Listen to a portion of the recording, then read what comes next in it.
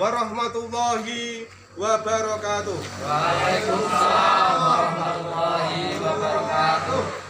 Atas nama pemerintah Desa Cengkok beserta seluruh perangkat desa, lembaga desa, BPD, LPM, Karang Taruna, PKK, tokoh masyarakat, Babinsa, Babin Katimas, Bidan Desa, dan tokoh agama. Penyebaran virus COVID-19 atau Corona yang akhir-akhir ini sangat cepat. Maka kami menghimbau kepada seluruh warga Desa Cengkok agar 1. Jaga kesehatan, kebersihan baik keluarga dan lingkungan dengan cara menyediakan tempat cuci tangan di depan rumah masing-masing.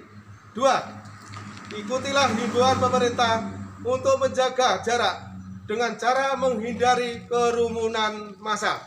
3. Bagi warga perantauan, sayangilah keluarga yang di desa dengan cara tidak mudik dahulu. 4.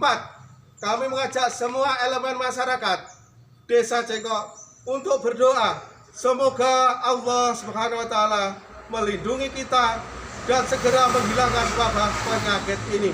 Amin. Wassalamualaikum warahmatullahi wabarakatuh. Waalaikumsalam warahmatullahi wabarakatuh. Cengkok Bebas corona.